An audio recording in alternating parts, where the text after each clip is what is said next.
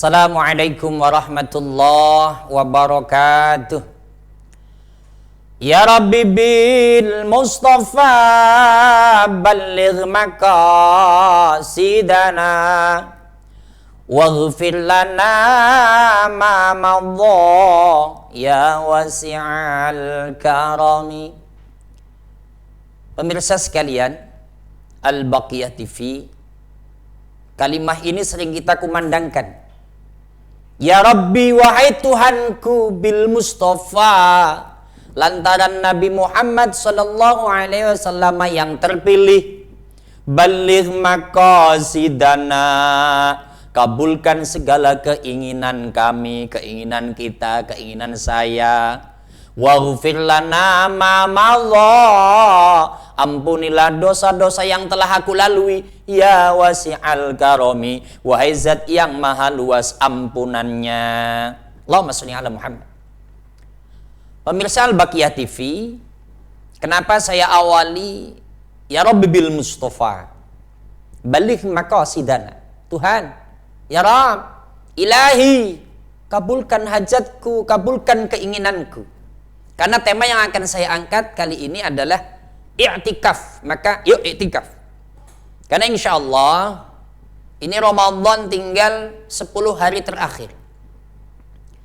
Kalau sudah bicara Ramadan 10 hari terakhir, kita tentu akan ingat hadisnya baginda Nabi Muhammad sallallahu alaihi wasallam an Aisyah radhiyallahu anha anna Rasulullah sallallahu alaihi wasallam kana ya'takifu fil ashril awakhir min Ramadana hatta tawaffahu Allahu azza wa jalla.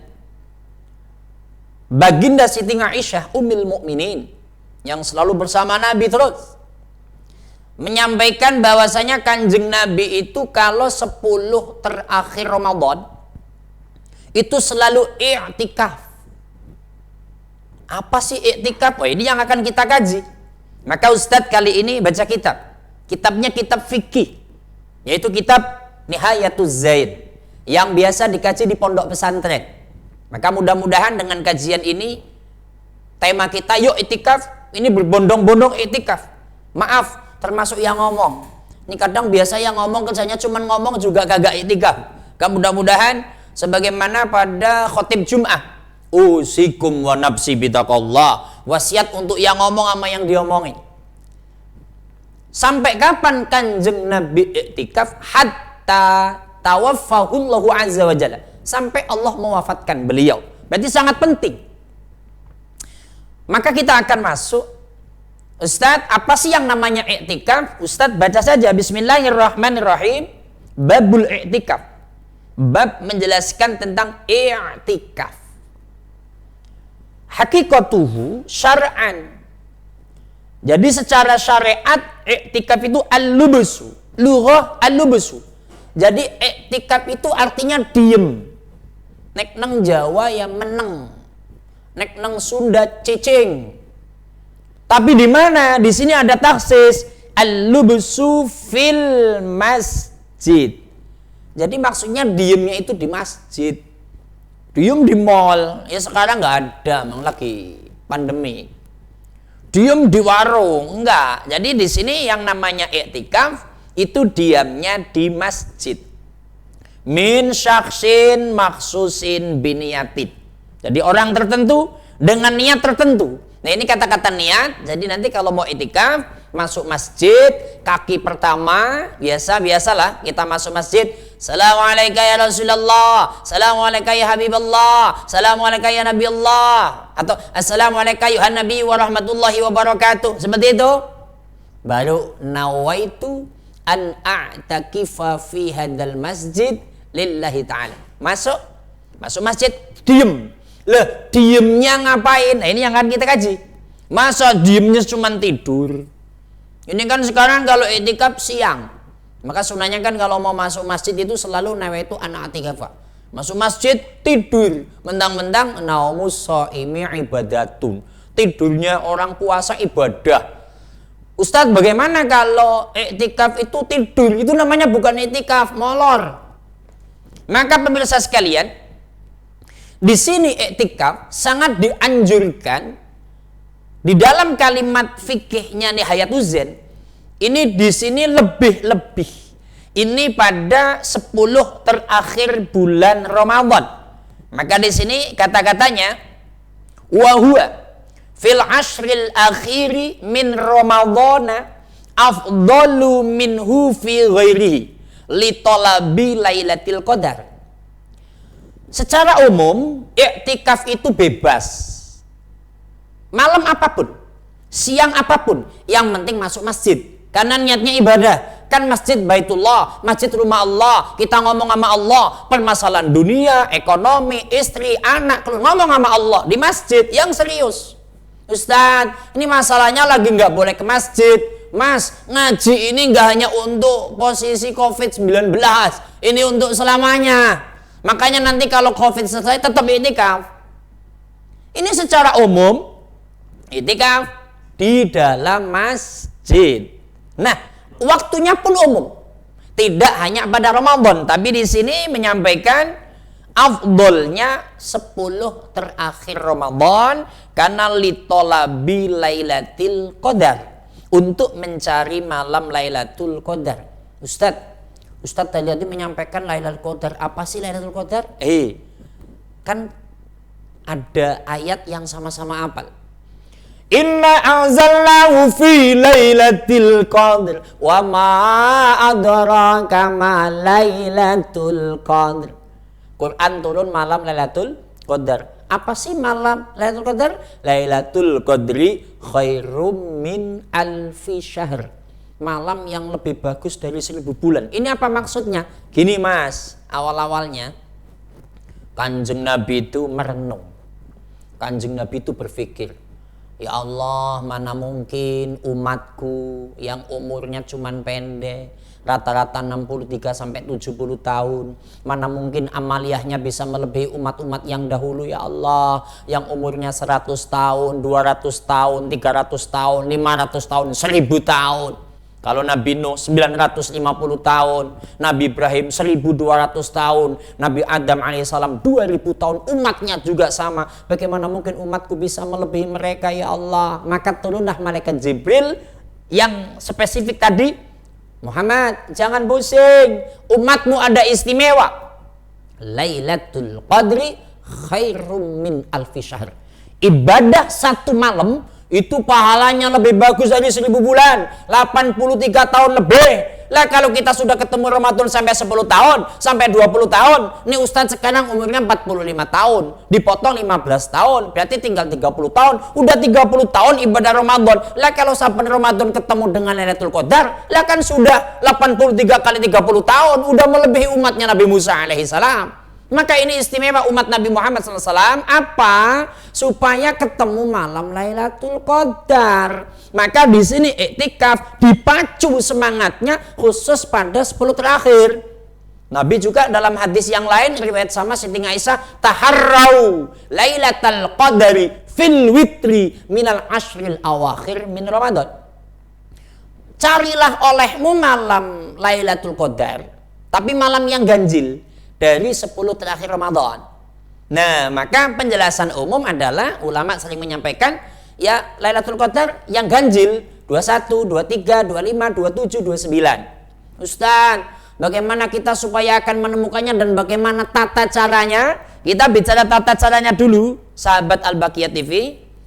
Di sini wa maratibu ihyaiha salah satu klasifikasi cara iktikaf di dalam menghidupkan malam-malam Lailatul Qadar. Ini apa aja? Di sini ada salah satu, terbagi menjadi 3. Yang pertama ulian, ini yang paling istimewa, yang paling tinggi. Cara menghidupkan malam Lailatul Qadar dengan iktikaf tadi. Sekali lagi saya ulangi, iktikaf harus di masjid. Lah Pak Ustadz, bagaimana kalau kita jauh dari masjid? Apakah boleh iktikaf di rumah? Ya secara hukum boleh, tapi namanya bukan iktikaf. Ya tetap ibadah, mencari malam Lailatul Qadar, mencari ampunan Allah. Tapi kalau yang namanya iktikaf spesifiknya di masjid. Berarti kalau kita berbondong-bondong di masjid nggak boleh dong, masih pandemik. Iya, tadi disampaikan ibadah ini tidak hanya untuk Ramadan kali ini, tidak hanya untuk pandemik saat ini. Ini penyampaian umum yang namanya i'tikaf di masjid. Tapi kondisinya nggak boleh, tetap ibadah seperti i'tikaf. Dekatkan diri kepada Allah, cari Lailatul Qadar sebagaimana mestinya. Apa kondisinya seperti di masjid? Maka yang pertama olian. Apa olian di sini? Tata cara wahia ihya'u lailatiha bis shalah. Jadi yang pertama cara menghidupkan malam Lailatul Qadar dengan i'tikafnya itu perbanyak sholat sunnah. Ya sholat taraweh dibikin malam boleh, atau sholat tahajud, atau sholat tasbih, atau sholat hajat, full malam itu sholat. Wa wusta, tata cara i'tikaf di masjid atau untuk menggapai Lailatul Qadar. Ingat ya, i'tikaf bebas waktunya. Artinya nggak harus Ramadan, tapi ini khusus untuk mengejar Lailatul Qadar. Salah satunya wahia ihya'u mu'adzamiha bidzikri. Nah, yang kedua enggak sholat tapi cukup zikir. Astaghfirullahaladzim, astaghfirullahaladzim, astaghfirullahaladzim, innallaha ghafurur rahim. Atau kalimat thayyibah, la ilaha illallah, la ilaha illallah, la ilaha illallah, Muhammadur Rasulullah. Banyak yang namanya zikir. Alladzina amanu wa tatma'innu qulubuhum bi dzikrillah. Hatimu akan tentam dan tenang dengan zikir. Atau sholawat. Sholawatnya boleh. Yang biasa salawat badar, salatullah salamullah ala taha rasulillah, salatullah salamullah ala yasin habibillah. Itu yang kedua. Adapun yang ketiga, wahia ayusalliyal isya fi jamaah was subhi jamaah. Jadi cukup sholat isya berjamaah, sholat subuh jamaah. Itu salah satu mencari malam Lailatul Qadar. Plus tata cara i'tikaf. Masuk masjid jamaah isya sambil masuk nawaitu an a'takifa. Sudah. Habis sholat isya jamaah pulang. Ini kalau malam selain Ramadan. Habis itu subuh datang lagi. Assalamualaikum Rasulullah, nawaitu an a'takifa. Sama. Terus pulang, itu sudah terkategorikan mengiktikafkan diri, terus terkategorikan mencari Lailatul Qadar. Tapi itu yang paling rendah, karena yang paling utama adalah diam di masjid, sholat semalam itu, atau di rumah lakukan sholat sunnahnya. Gini jamaah, kalau bicara asbabun nuzulnya, salah satu riwayat lagi dulu ada di Bani Israel seorang yang namanya Sam'un. Sam'un ini orang Yahudi tapi jihadnya fisabilillah. Yahudi zaman dulu yang katanya yang membawa Nabi Musa alaihi salam itu kan tetap asyhadu an la ilaha illallah wa asyhadu anna Musa Rasulullah. Pokoknya dikala nabinya siapa, tapi li'i'la'i kalimatillah. Ini berjuang melawan Yahudi kafir, berjuang orang-orang yang ingkar kepada Allah, tapi punya senjata satu, Mas.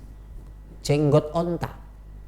Jadi kalau ada orang kafir mau nyerang, disabet pakai jenggot onta, itu mati semua. Itu selama 1000 bulan. Ketika diriwayatkan, itu para sahabat kepengen. Wah, hebat amat ya. Tapi dalam riwayat itu, ini orang Quraisy tidak kurang liciknya bagaimana cara mengalahkannya. Ini ceritanya punya rambut panjang, Mas. Sampai digelung 8 kali gelungan. Jadi kayak teman kita yang rambutnya panjang juga, cuma nanggung panjangnya. Ini 8 panjangnya. Ketika ditanya bagaimana cara mengalahkan suamimu, ternyata istrinya ini gaulnya dengan orang-orang kafir.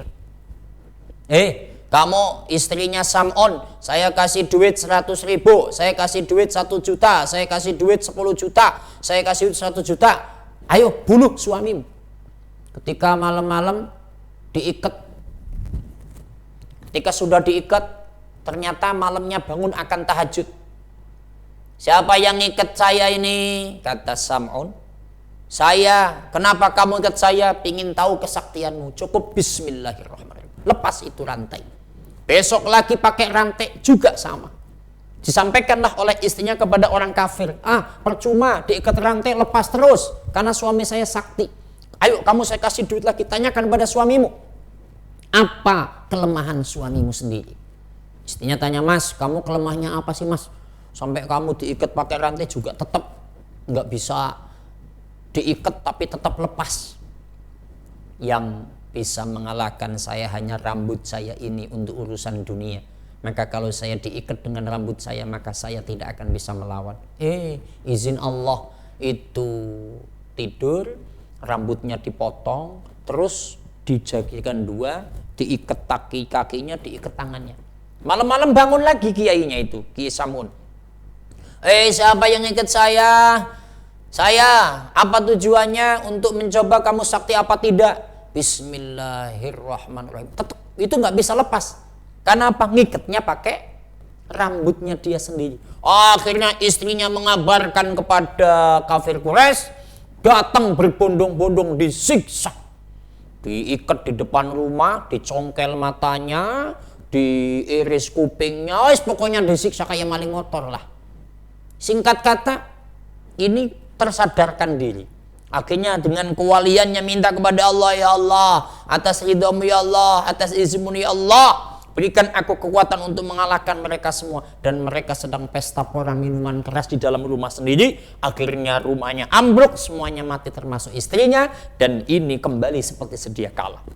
Ini salah satu wali Allah, Nabi Allah, Sam'un yang umur panjang berjuang.